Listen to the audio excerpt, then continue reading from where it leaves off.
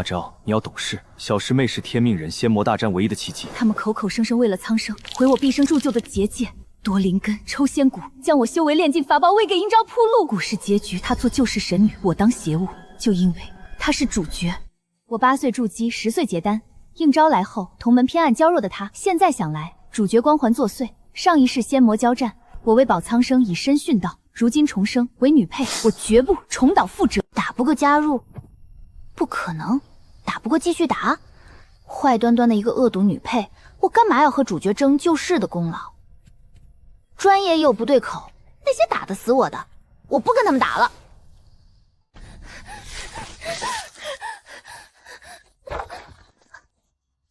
呀，是个小姑娘呢，我还从没见过人类幼孩。她身上好像有我们的气息哎。赶走还是丢出去？想养。多谢夫人救命之恩。小孩，你爹娘呢？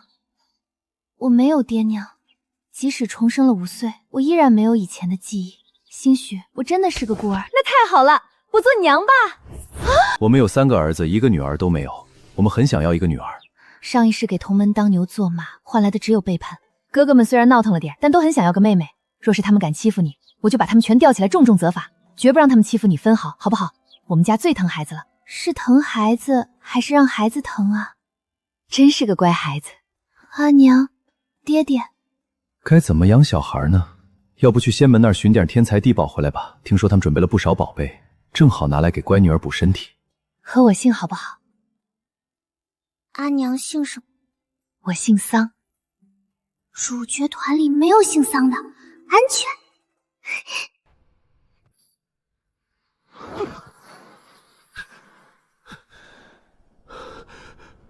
对于我要随母姓这件事，我倒不怎么好奇。修仙界以实力为尊，孩子大多虽修为高的一方姓。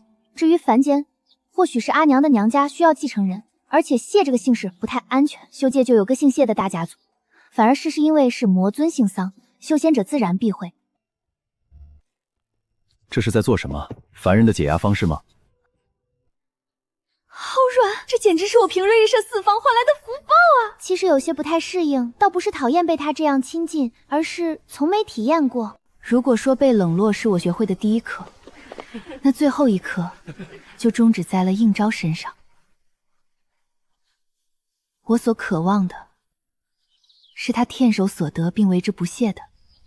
桑妖，阿娘可以这么喊你吗？好了，他才刚醒来，你让他缓缓。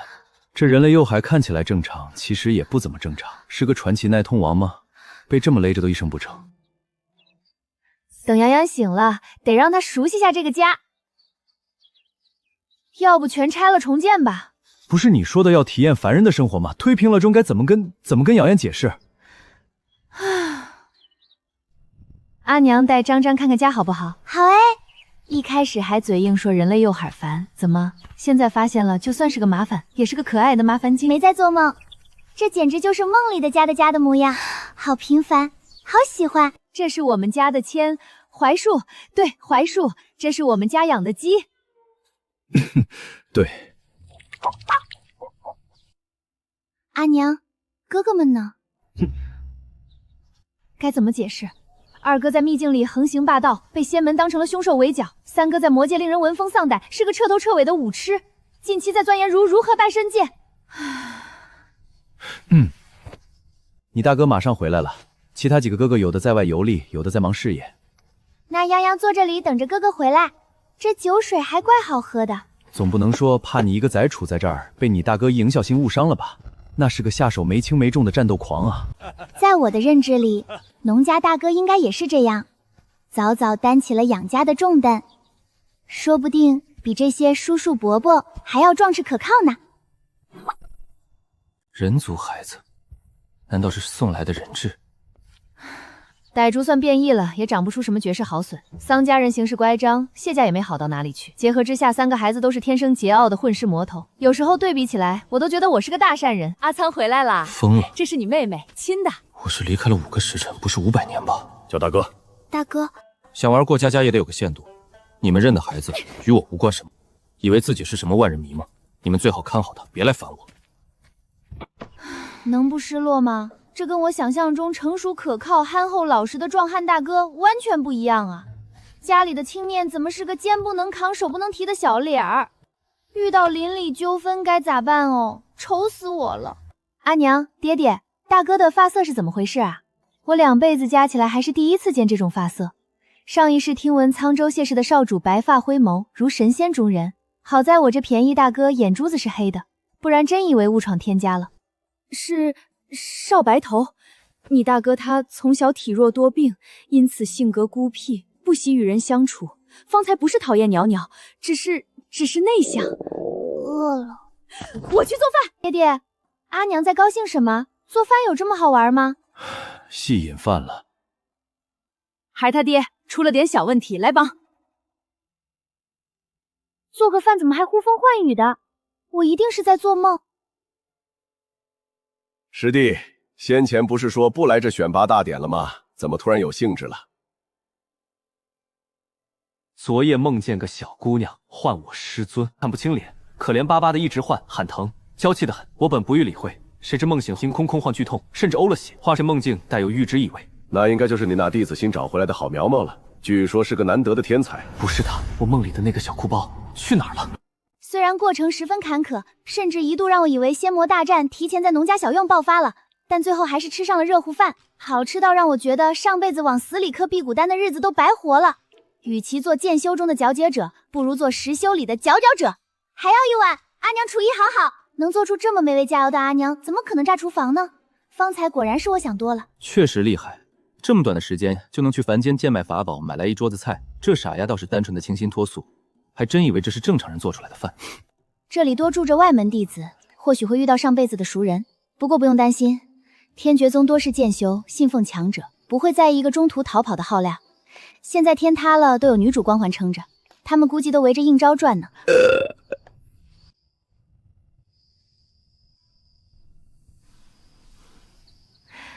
没关系的，感情都需要培养，亲情也是如此。洋洋可能还不太适应，慢慢来。明明我以前是沾枕头就睡的，可能就是因为我这样不讨人喜的性格，所以上一世连师尊也偏心应招吧。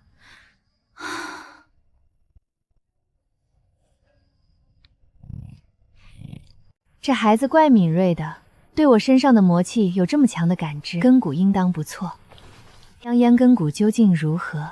冰系天灵根，且是天生剑骨，当真是个天才。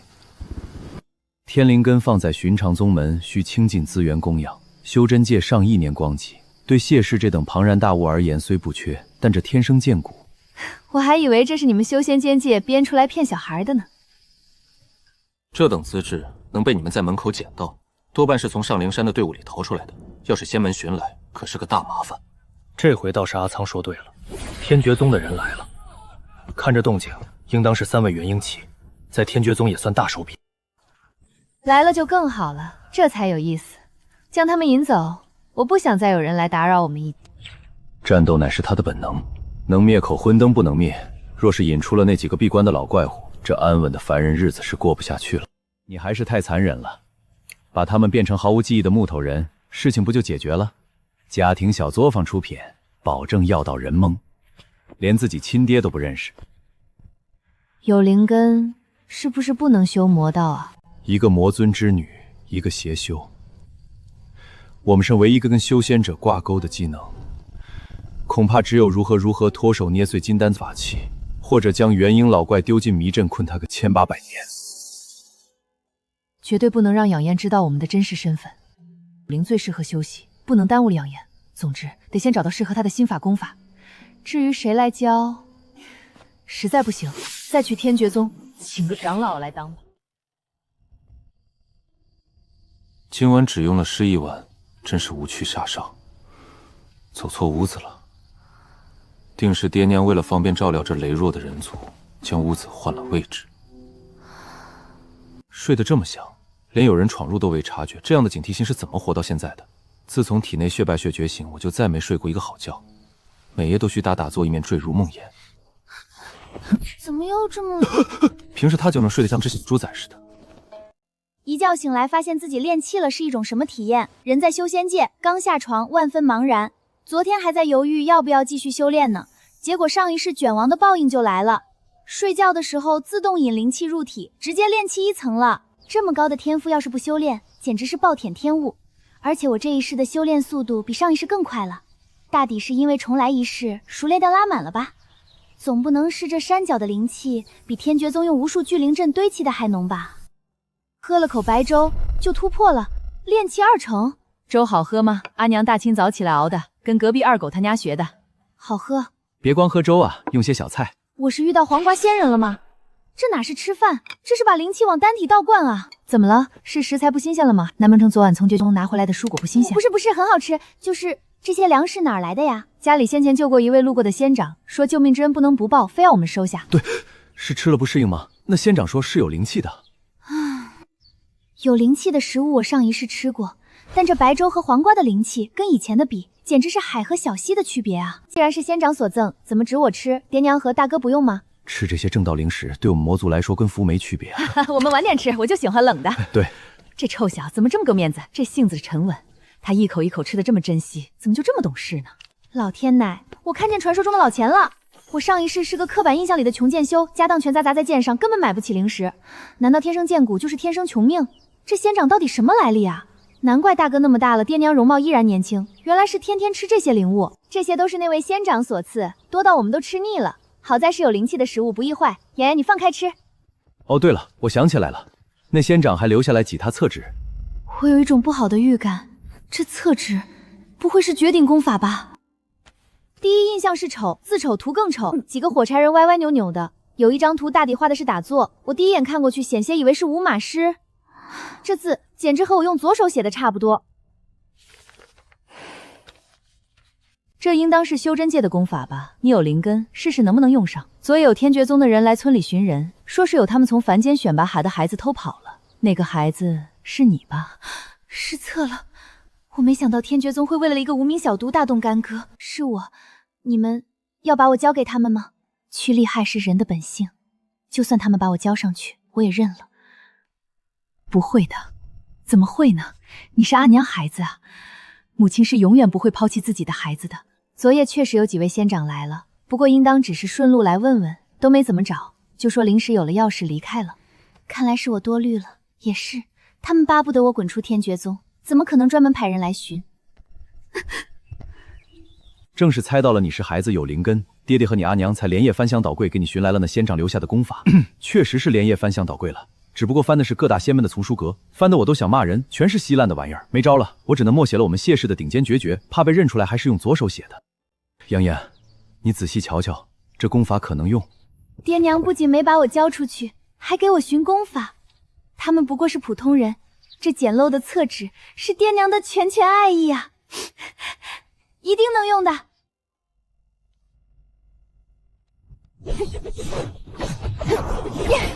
爽！对不起爹爹，我悟性太低了，只学了第4式，没能全部做完。求你了，不要这么说自己。爹爹，您真好。功法不是一个动作一个动作学的吗？这是什么情况？以本为单位吗？你们修真界竟恐怖如此。你觉得我能理解吗？谢氏祖传的功法，本家弟子都是跟着老师摇摇式拆解着去学的。就算是我这种绝顶天才，当年第一次看，也就口气使出了3式而已。难怪你不让杨说自己悟性低，这不是变相把你一起骂了吗？要不我带养妖回一趟燕归峰谢家，我倒不是真的想带孩子去认亲，谢家配吗？我就是纯想炫耀。不行，产然进步太快了，得赶紧写信警告老二老三，让他们在外面好好修炼，别到时候境界被妹妹超了，一眼看穿真实修为，那乐子可就大了。万物灵啊，我娘在一棵树上看到了类似于讨好的情绪。可恶，有被小气的。阿娘爹爹，咱们村里有铁匠吗？我昨夜练气了，想要一把剑。还好爹娘是凡人，不知道我这修炼速度有多夸张。要是上辈子我进阶的消息传出去，各峰弟子都得连夜御剑跑我洞府面前堵着。我们养然真是天才，若是想要兵器，让你哥哥从宗门捎上一把便是。他好歹也是天绝宗的外弟子。原来谢苍是外门弟子。去隔壁找邻家二狗哥哥玩吧，他是个散修，脾气好，说不定能解答你修炼上的问题。我不能解答这些问题，还是我脾气不好？孩子嘛，总是要跟同龄人一块玩的。要是总和爹娘待在一起，成了谢仓那般少言寡语的，差了100岁也能叫同龄人。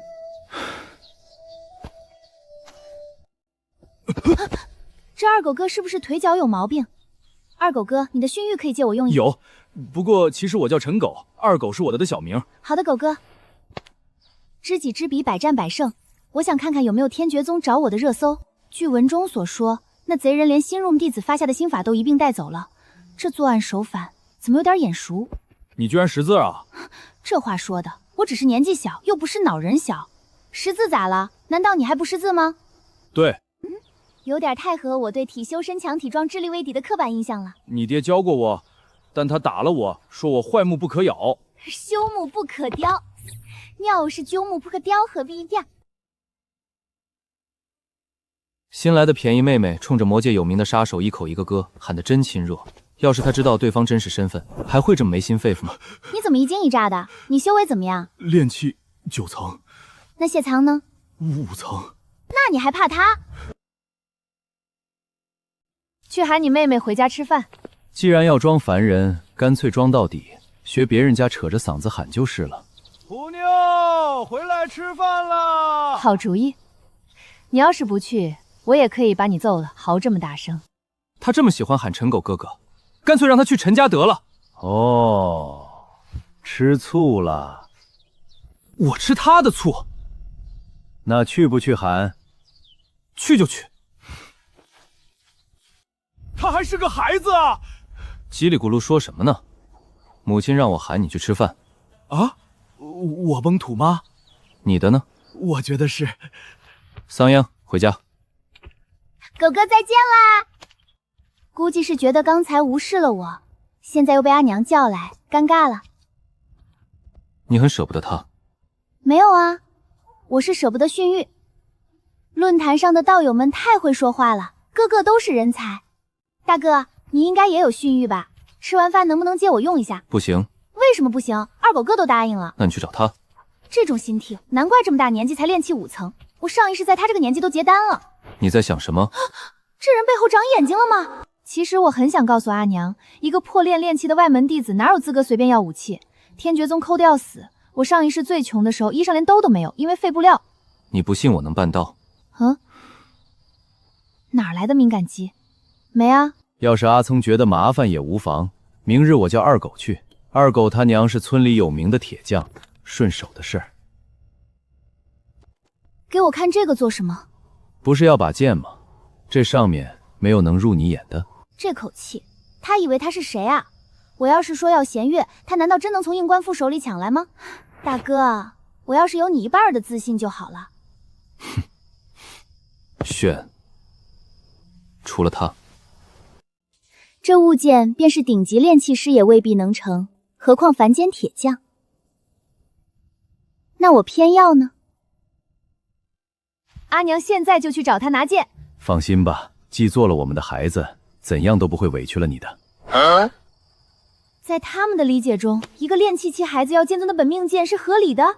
这要是真去了，骨灰都得被扬了。大哥，爹娘是凡人不懂，你都在外门了，你还不懂吗？快劝劝啊！都答应你了，还在不满什么？不要这把，除了这把，其他随便来一把就行。二狗他娘也不容易，逼着铁匠打神兵，人家会崩溃的。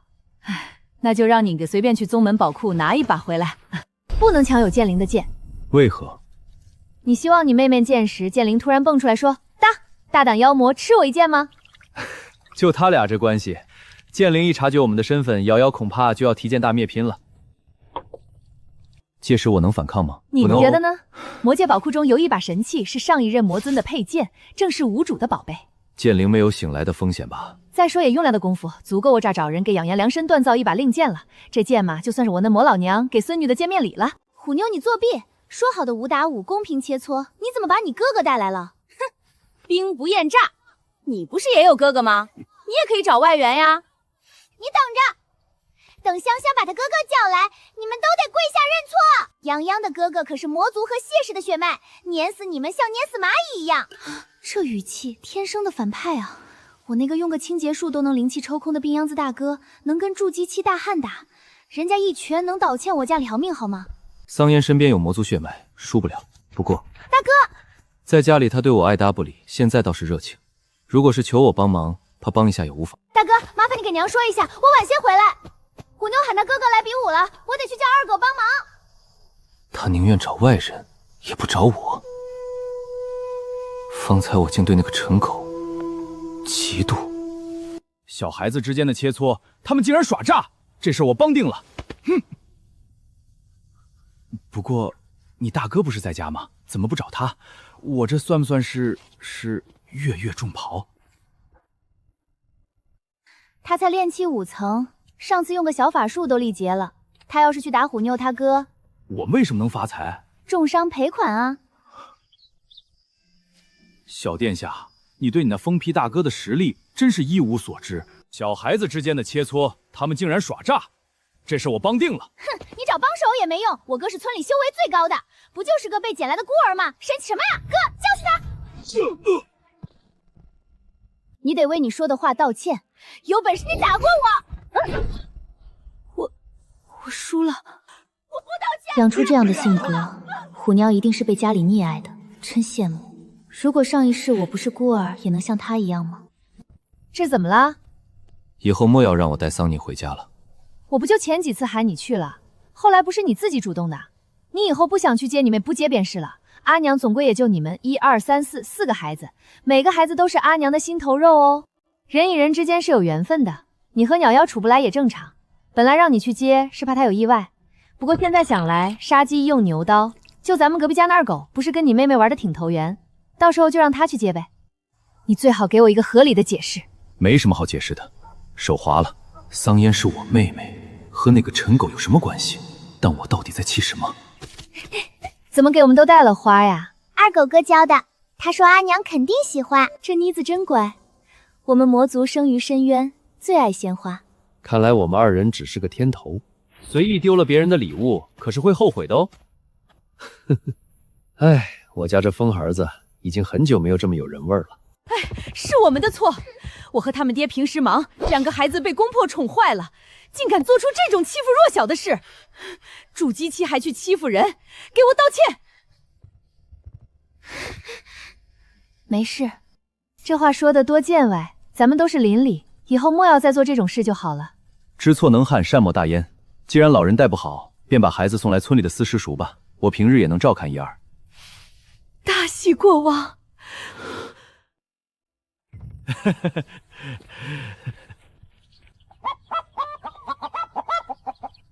阿娘是遇到什么事了吗？你阿娘要回娘家一趟，你外祖母想送你一件礼物，只能由你阿宁亲自去取。外祖母人真好，爹爹岳父家几口人呀？外祖母和外夫妇喜欢什么呀？他们喜欢威慑3界，征战4方，而且你也不止一个外夫妇。魔尊陛下的家庭况极其复杂。哟，妹妹不要你了？为何？什么恶何？为何妹妹不要我？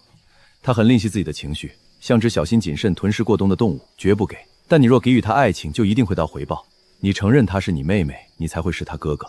改变从现在开始，今日你去哄你妹妹入睡，你们也不怕把她惯坏？若是真能这般天资，有我和你母亲相护，她再如何任性都是应当的。你呢？你就不想亲手抱出一位小妖能吗？看她恣意妄为，图吞身。三弟也是个疯子，看令他问天一通呢，我该拒绝吗？在送了一束花不搭理我1周后，病美人终于主动来破冰了。大哥，仙魔说书，仙书却平淡毫无起。母亲曾跟他说这是我生来有疾，他会怎么看我？大哥，我会治好你的。我真的没病。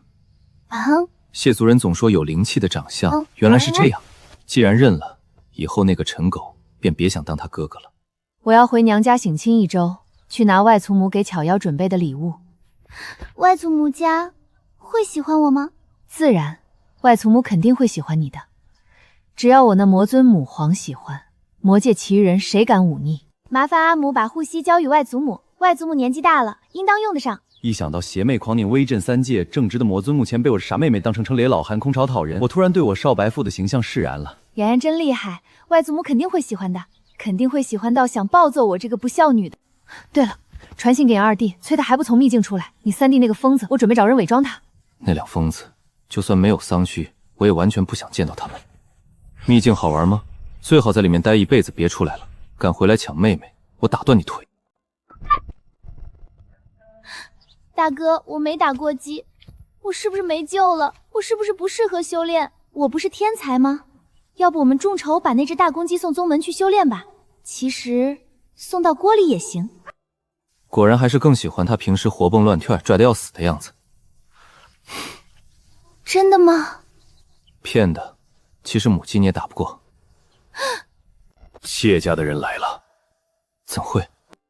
应当是知道你母亲离开的消息，准备趁虚而入，宵小之辈，我就将他们引走。谢家经常做这种事，派人来更像试探我们离开谢家之后的修为，就像屁虫烦人。大概要多久？3、4天足矣。3、4天，有桑烟之后变得格外漫长。父母都不在，养妹妹一个不留神就会饿死的吧？大哥，爹爹去哪儿了？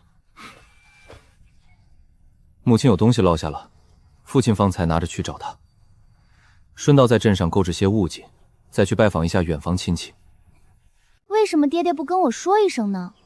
不过对比一下村里其他小伙伴的狂野家庭，像戴春好家放任孩子自己觅食，还有虎妞被他妈拿着戒指满院子追着打，这么一比，我爹爹不告而别好像也挺正常。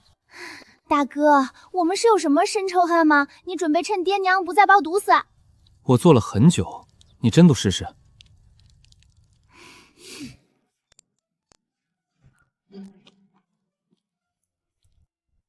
怎么样？天杀的嚼不动，我吃了一辈子辟谷丹都没受过这等委屈。很好，完全没有了青菜原本的味道，只剩下烧焦的糊味，别有一番风味。哥哥，要不去二狗哥家吃吧？不行，这陈狗真是阴魂不散，是他的妹妹嘛，就管那么宽。大哥，求你了，我还从没吃过红烧肉呢。带你去别处吃，红烧肉等母亲回来给你做。馆子怎么会是这里？拜大哥，就算是亲传弟子，也不能随便带凡人亲属进宗门啊，这是坏规矩的。外门弟子怎么比亲传还有特权？大哥，我应该是不能进去的吧？是瞎子吧？这俩守卫绝对是瞎子吧？大哥，你还戴手套啊？一个炼气5层再卖了应该是什么待遇？反正绝拜是这样，这种待遇我以前只在团宠女祖应昭身上见过。我哥现在简直像个外门霸主一般，还有天理和王法吗？大哥，你到底是做了什么才让他们这么恭敬？我想学。因为我打架比较凶，他们都怕我。知道了知道了。是真的。对对，难得愿意坦白，居然被当成开玩笑。待着别动，我去给你找些解闷的物件。天杀的，应昭堂堂剑尊亲传弟子怎么会来外门？看他身上的灵气波动，炼气3层了，比我低1层。嘿嘿，不过他身上挂着的法器都是上一世师傅给我的。你是谁呀？你怎么会在这里呀？看来是不记得我了。理性上我不该讨厌他，但感性上我受够了他一被误会就哭啼啼事后才来道歉。这种时候，那些盲从者的情绪就会更激动，说我倒绑架，绑架你个大头鬼！我必须离他远点。你为什么不理我呀？是不喜欢我吗？可是大家都喜欢我哎。没有喜欢你的义务哈。对不起，我只是想跟你聊天，没有逼你。怎么这么没有教养？他身上没传字，肯定是混进来的，把他赶出去。你最好管好你的小跟班们，别来挑战人类理性底线。谢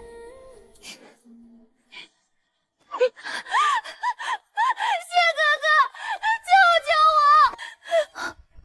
谢哥，天绝宗上万弟子，应昭怎么会认识谢苍，还叫他谢哥哥？大哥，我不喜欢你唤我大哥，叫哥哥不好听吗？他为了应昭要和我撇清关系，果然谁都逃不过主角光环。今日是谢苍被抢走，那明日呢？会不会是阿娘和爹爹？谢哥哥，你不理我，这位妹妹是你的谁啊？为什么不让她叫大哥？你是不是不喜欢她？滚开！一股难咽心脏刺痛席卷身。我出身修仙扎戟名扬天下，这一生顺利，从未感受过这般复杂的。师兄，他刚刚打我！我是遇到莫名其妙的人了吗？一个盯着我看像看仇人，一个直接不演了开始污蔑。我可没打你，是你的跟班先推我的，我这是正当防卫。你胡说，你骗人！我师父来罚你！反弹。为什么讨厌不重要，惹了妹妹很重要。惹我谢家的人，家里又不是打不过来。我只是恼怒，两个不相干的人，竟夺走了我妹妹本就珍贵的情绪。掌门吩咐过，谢家派了弟子来听课，若见谢氏谢武，务必奉为上宾。连掌门都要忌惮的人物，竟在外门。白发灰眸，万间红绳，难道是传闻中仙骨松姿、修罗降世的那位？我需要贵宗的态度，不要让我重复第二遍。这个世界好疯狂，原本属于季日辰的装逼被我哥抢走了。我没伤着他。这里有丹药和法器，实在对不住。果然是他，如此强大的神魂，他不在内门扮猪吃老虎，在外门扮猪吃饲料吗？我这妹妹胆小，平日稍有草动就成夜睡不着，今日被这位惊扰到。他连我的名字都不记得。方才那些欺负我妹妹的人，我不希望再看到他们。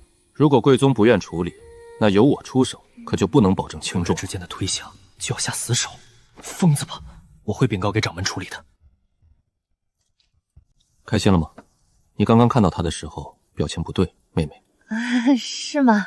你恨他们？为什么？不过就是两只蝼蚁，也值得引起你情绪的波动。那你呢？你到底是什么身份？靠一个信物就能让他们这样？狐假虎威罢了。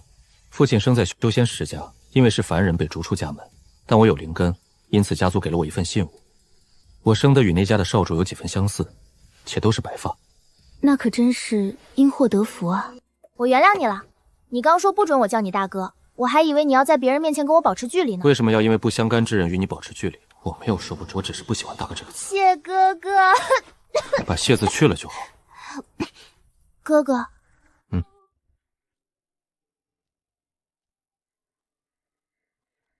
你怎么事？桑生子。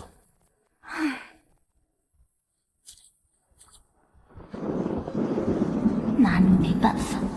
如今母亲回了魔界，父亲不在，只能由我来照料妹妹，一时抽不开身，也少了几分清静。有人吗？开门了！哥哥快去开门，好像是二狗哥哎。唉，带孩子就是麻烦。不过小殿下格外的乖巧，不管带他做什么，情绪价值都拉满，还挺可爱的。父亲年纪大了，忘性也大，今日由我在家照顾夭夭，不需叨扰街坊邻居。是不虚还是不愿啊？前几日你还避着他，现在装什么兄妹情深？等等，难道三妖呢？三妖还活着吗？你是不是把他杀了？你疯了！二狗哥，你开什么玩笑呢？今天中午你们家做东坡肉可香啦，我闻着都馋了。我就知道你爱吃，让我娘多做了些。你回去热一热，炖得可软乎了。谢谢陈姨，谢谢二狗哥。二狗哥，我们今天去哪里玩？去阴曹地府。你二狗哥我今日性命不保啊！今天估计不行。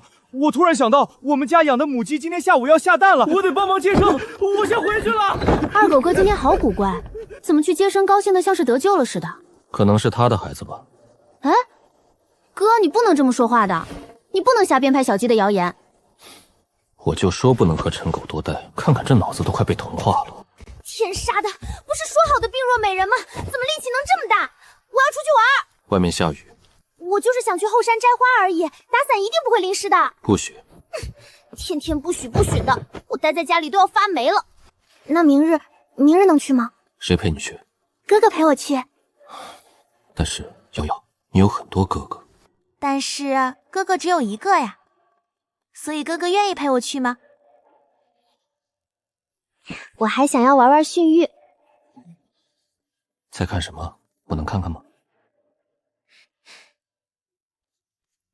听说天绝宗那个小天才修不了苍生道啊，有没有天绝宗的人脉来唠唠？这就是你不喜欢的那个人。上面说了，修了这个苍生道，就是未来拯救世界的人选。而且这功法一旦认主，就不能再做变更。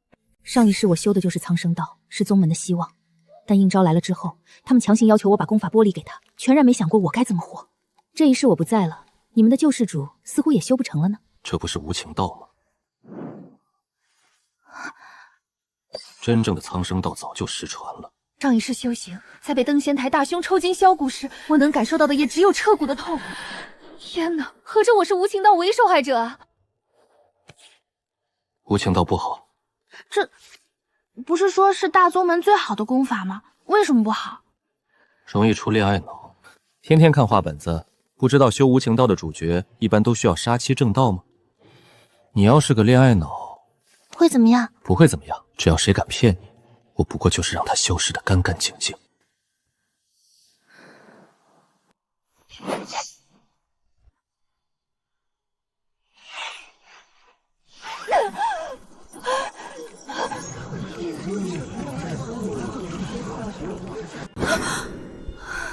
好命苦，气得我真想用头撞墙。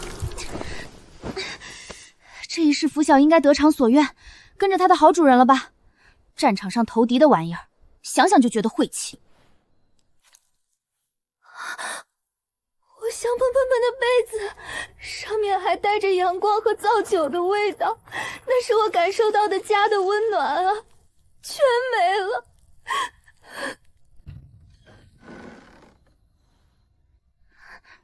哥哥，收留我一下吧。发生什么事了？妹妹这般可怜的眉眼，脸色吓得惨白，太让人心疼了。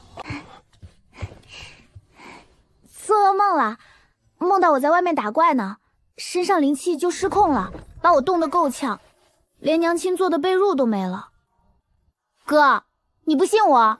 上品血蚕感知的顶级法宝，怎么可能说坏就坏了？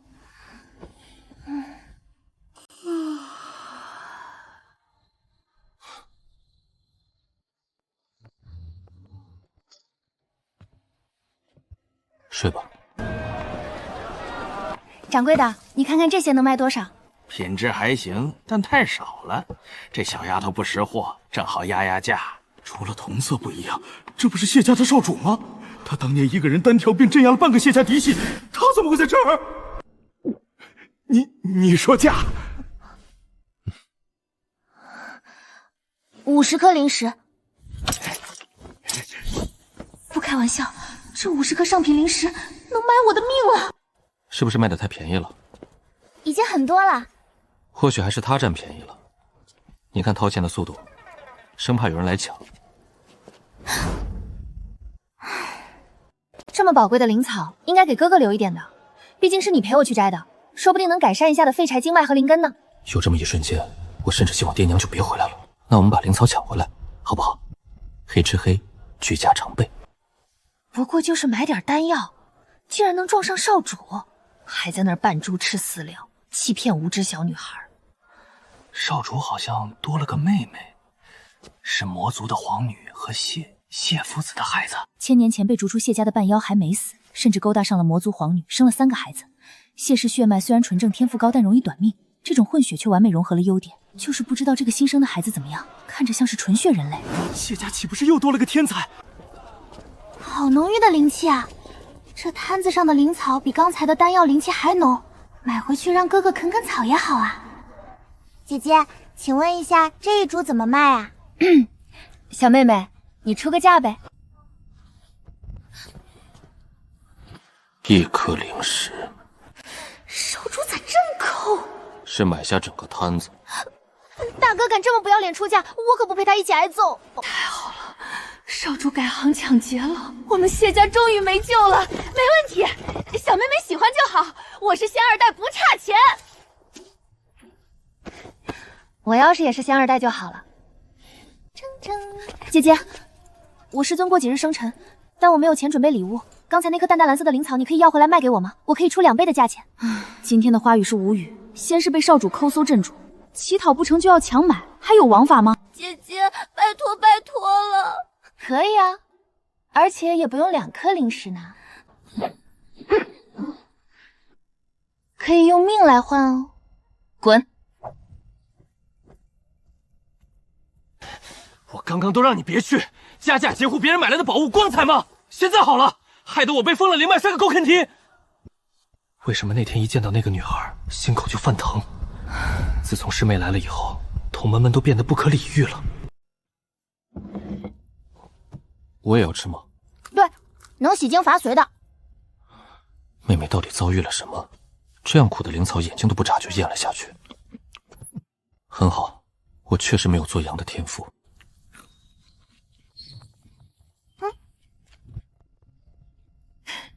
想我了吗，阿娘的心肝们？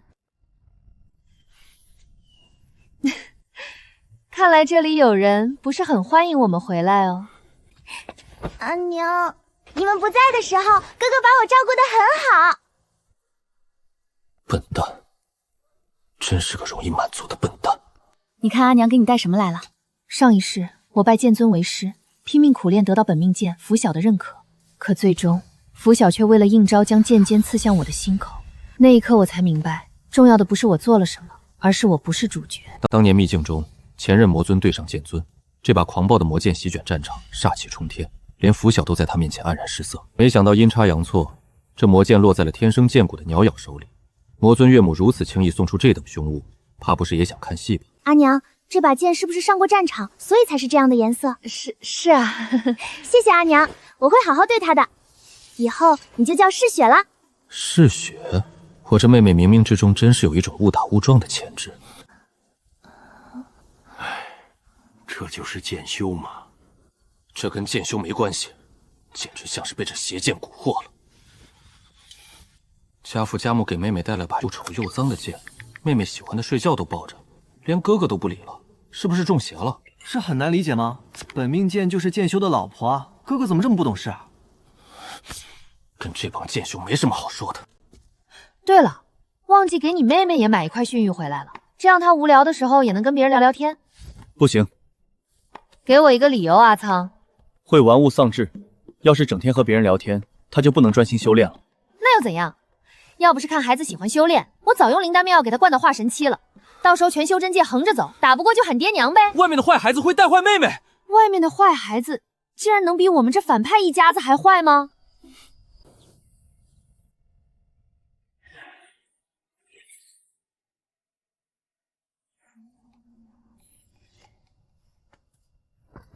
每日挥剑上千下，将所有动作变为肌肉记忆。就算哥哥的外祖家有权势，但大家族都是功利的，我必须快点强大起来。够了，你的身体已经支撑不住了。放开我，我要卷起来！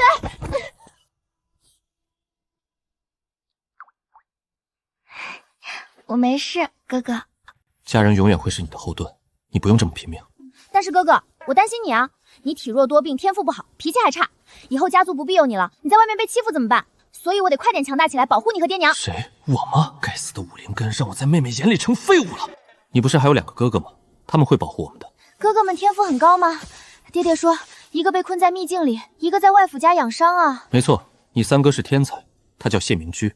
反正他们在外面只用尊号，不用担心妹妹发现3弟是魔界的浮光殿下。好巧不巧，明明日向同分暗，杳杳鸡笼子勿悬。瑶瑶，你瞧，我们的名字都出自一句诗呢，我们真有缘。瑶瑶，等我回来，莫要冲动行事。是哪2个字？难不成是谢明瑜害妹妹成了孤儿？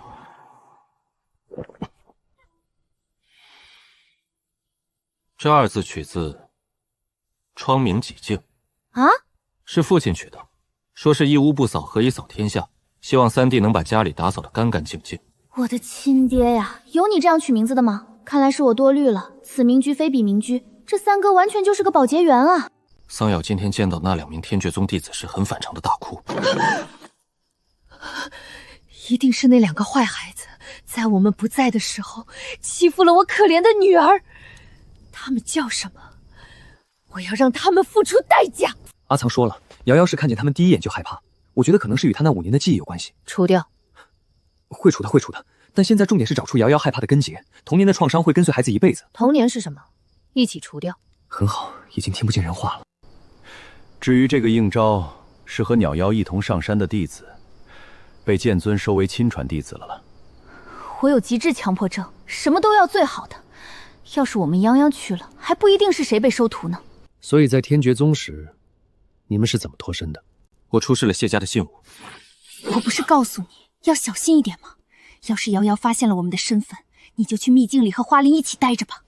母亲，我糊弄过去了，瑶瑶没有发现。完了，我们的瑶瑶太单纯了，这都没发现。但就算是重来无数次，我也依旧会选择这么做。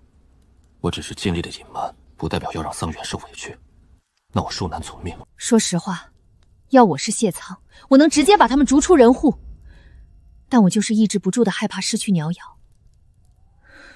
不管了，先去把那个罪魁祸首解决了吧。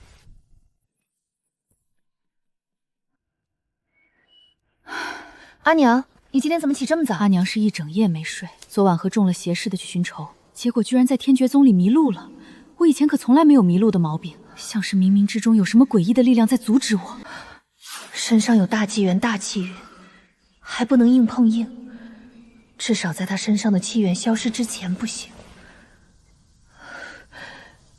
我家瑶瑶可怎么办啊？多练点儿，务必做到鸟咬嗑着丹药坐在地底，任由对方打都能毫发无损的等到我杀过去。对了，阿娘，你这次去外祖家，外祖母喜欢我的礼物吗？当然，她特别喜欢，差点气得把护膝直接套我头上。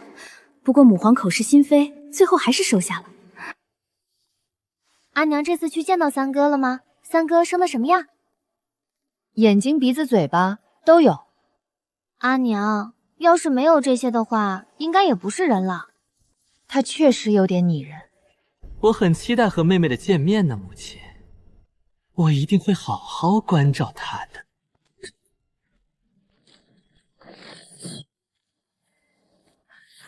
他三哥现在被母皇关了禁闭，一时半会儿估计出不来了。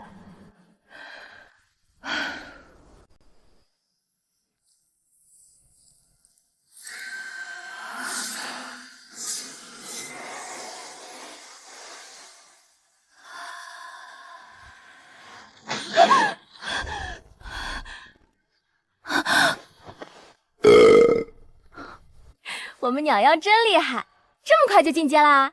那奇怪了，我的心魔跑哪里去了？难道被阿娘吃了？我开始觉得嗜血好像不只是一把普通的受损铁剑，偶尔练剑进入心流状态时，我甚至能感受到他的情绪，他好像很饿。小馋猫，是不是你饿了？嗜血，你饿不饿？吃不吃糕糕呀？太可爱了吧！为什么要知道一把剑在想什么？你不懂剑，更不懂剑修。每一把剑都有内心的渴求，来源于锻造工艺，或是他们经历过的战场。陈姨，你看看我的剑，他可能喜欢什么？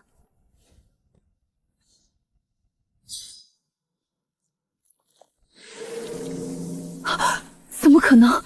他甚至能划破我元婴期的防御。难道魔剑迎来了他的第一个主人？嗜血，你这个坏孩子！对不起，陈姨，刚刚那些血，嗜血是把它们喝了吗？好消息是，现在我们知道嗜血喜欢什么了。谢逊言看着就像个病秧子，真不理解家主为何忌惮他。我们是花家的人，家主派我们来问问花冷在何处。敢问诸位寻犬子为何？哼，家主缺个继承人，你儿子有福气，被家主惦记着，可以让他认祖归宗。但是孩子可能不愿意啊。我们为人父母的，不就是想看到孩子们开心快乐吗？道貌岸然唬谁呢？不想认祖归宗，会让你儿子姓花？少废话！我刚刚看见你支走了你另外2个孩子。你们太聒噪了。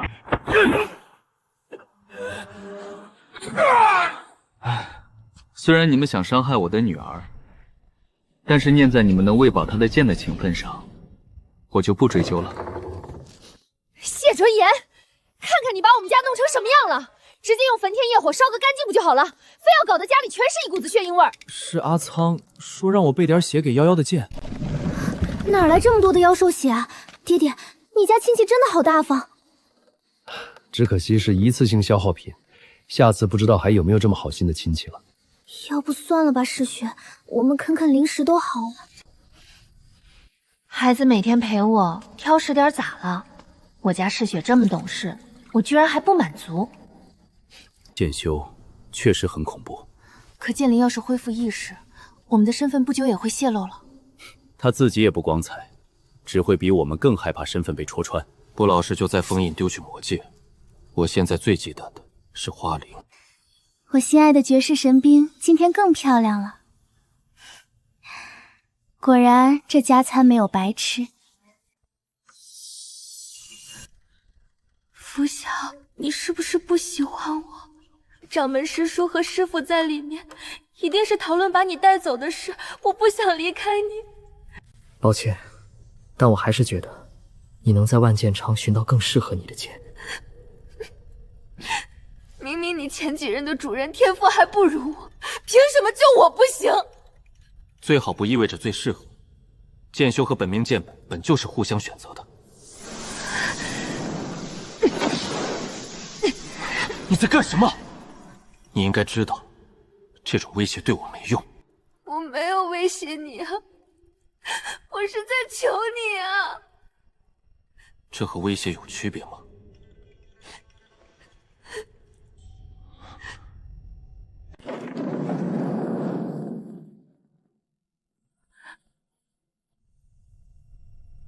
我愿和应昭结契。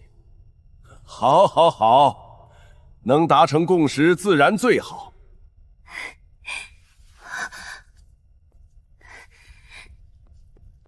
在新弟子入门前夕，我曾梦见过一个女孩唤我师尊，但她不是应昭，那就是乌月。不，我还在找她。在还未结契前，你还可以反悔。首席的身份，我想留给梦中那个弟子。至于应昭，我会另想办法补偿他。这番话反而坚定了我信守承诺的想法。多谢剑尊好意，我意已决。拂晓大人，我方才遇到小师妹了，还未与您道喜，也算是终于寻到了命中注定的主人呢。哼，强扭的瓜也吃得下，真是个有眼无珠的蠢货。妍瑶，他们说，本命剑就像是剑修的妻子，是吗？更准确来说，就像是家人一样亲密。如果本命剑是妻子，那本命剑的剑灵是什么？是情敌。要是在认主之前就意识的剑灵，那就是和我抢本命剑控制权的敌人。听到了吗，破剑？但凡知道你有剑灵，他都不会再这么喜欢你了。想打猎吃点肉，结果后山连根妖兽毛都没有。去集市上买一点呗，阿娘给你钱，不用给家里省钱。家里只有爹爹做教书先生，院里的鸡从不下蛋，不如把它拿去换个能下蛋的母鸡回来吧。算了算了，这些鸡可是宝贝，放心吧，你外祖家也还不错。我上次去省亲带了不少零食回来呢。爹娘是凡一代，都是修士吗？正因为我们是凡人，才会被逐出家族。好在你们都有灵根，家族也不至于完全放弃我们。外祖家到底是做什么的？这么有钱？黑吃黑啊？真的假的？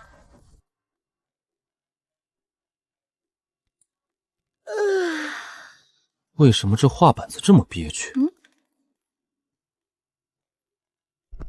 主角明明这么强，最后竟然还被反派反杀了。有没有可能，哥，你说的那个反才是真正的主角呢？你怎么能自动带入反派视角啊？我难以想象，这个心慈手软的废物居然是主角。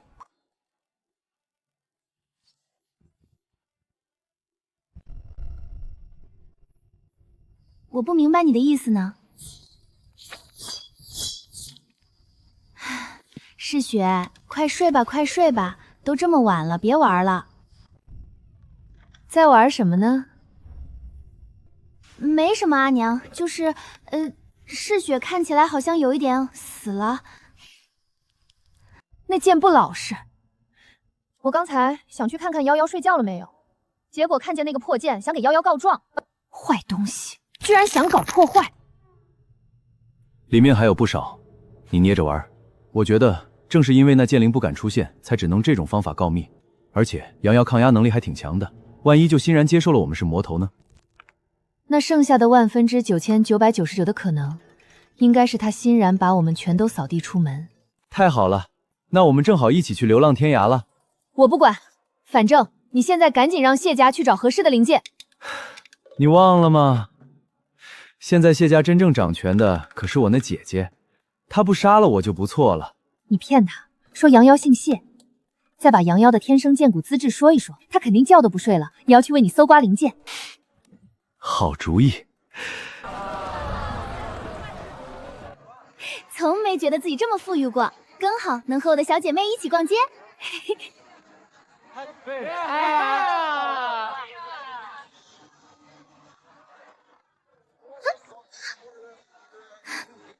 他们可能只是觉得我们好玩，没有恶意的。没有恶意，为什么要玩我们？太对了，谢谢了。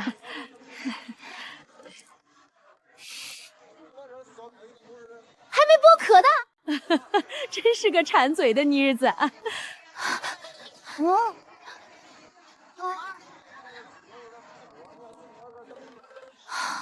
把他们摊子上全买了，应该也差不多够啦。不行，让我多付那点包装费，简直跟割我肉一样难过，还不如把瓶子的钱直接加在买血上。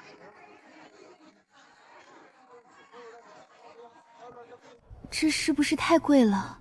他身边那个男孩应该是丹修长老座下的弟子顾谦，在上一世应招的众多追求者里，算是最喜欢献殷勤的那一批。昭昭，你看看有什么喜欢的，都拿着，我来付钱。那把剑真磕碜，果然修仙路还是得靠自己的。他那家人能他弄一把多好的剑回来？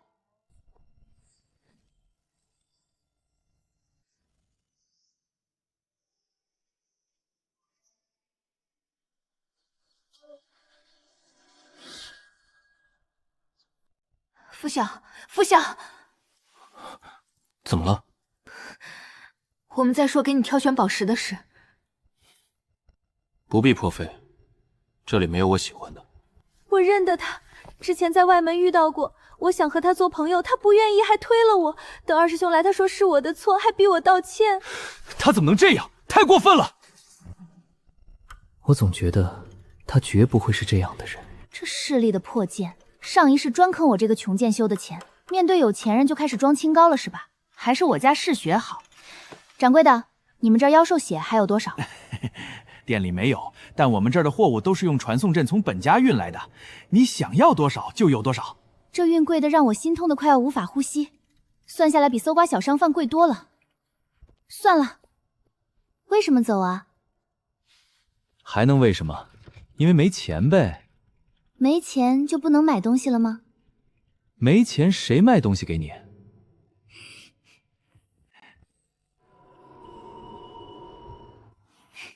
我要他们看上的所有宝石。抱歉，我们有权决定最高 VIP 的买家人选。没有想要的眼睛好看。把妖兽血也给我们打包起来，装在储物袋里，送到我们府上。没问题。这是我们先看上的，都已经准备结账了，你们怎么可以这样截胡？那要不你先结账，结完账我再用特权合法截胡一次。不知天高地厚的家伙，给你省钱了还不知道感恩。叹为观止，倒打一耙的本事真是绝了，不愧是能生嚼瓜子壳的狠人。喜欢吗？回去我打一个剑穗系在你身上。恍惚间，竟觉得他像是在对我说话。那颗原本觉得寻常的宝石，在他手上，好耀眼。我好像真的有些后悔了。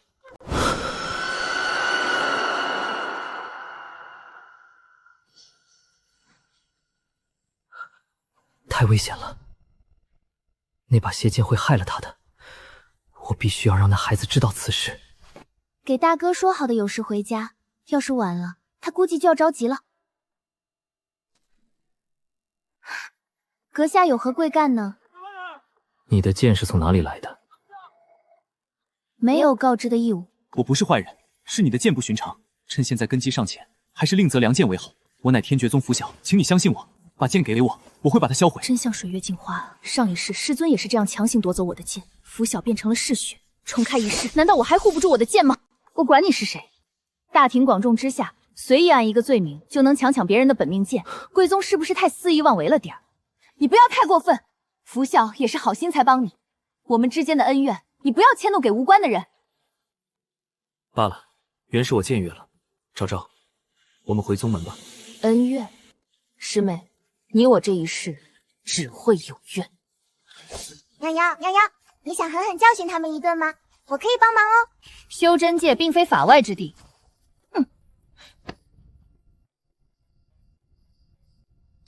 那掌柜的是我家远房亲戚，刚刚在陪我演戏呢。如果我信了，是不是会显得我很蠢？我阿娘说了，会装傻的才不是傻子。这批比之前那些高阶血脉在效果上还是要差上许多的。可能是喝腻了。爹爹，更远些的地方有没有妖兽聚集地？你若是愿意的话，秘境所在的那座山倒是不错的去处。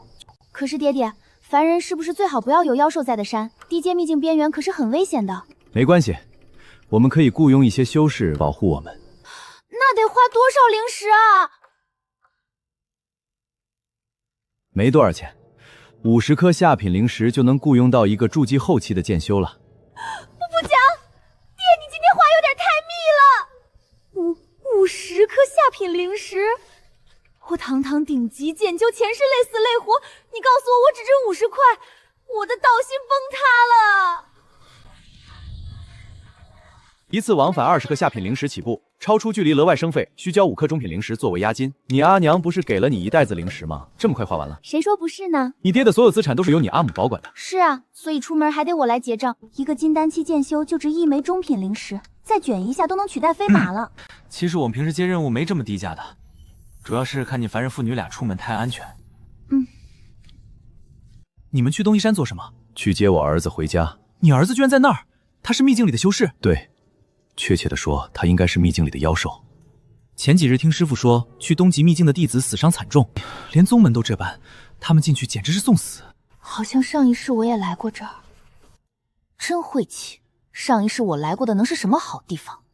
爹爹，二哥在哪里？兴许是隐匿起来了。诸位莫要再往里进了。师尊，为什么受重伤的都是我们宗门的？这该是多恐怖的妖兽！是弟子们在秘境中组队攻守护法宝的妖兽，没想到那妖兽已有近5的实力，2败俱伤。是什么法宝？往生莲。往生莲能活死人肉白骨，可为修士延年益寿。我宗大成期的老祖寿元将近，急需此物续命。大师兄，那妖兽是九尾天狐。九尾天狐，难怪伤亡惨重。百年天天狐一族被重创，如今连花家家主都只有6条尾巴，这里竟藏着一只9尾的，而且看伤口，那天狐还未化形。若是能契约做灵宠，这不是吾等能掌控之物。先把受伤的弟子带回宗门，我将秘境关闭。应昭，你也先回去。我要和师尊在一起。爹爹，二哥怎么还没出来？不会真的出事了吧？这让我怎么说？面前这个毛茸茸的小妖兽就是你二哥？我好像记错了，你二哥不在这个秘境啊？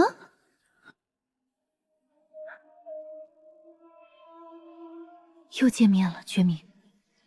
原来刚踏入这里的熟悉感，是因为上一世我就是在这里救你的。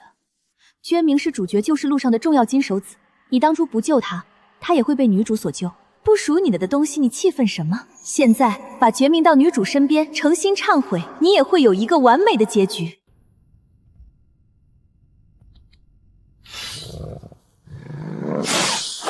真是抱歉了，我诚心忏悔，上一世就该直接给你一剑的，救了你这只白眼狼，真是抱歉了。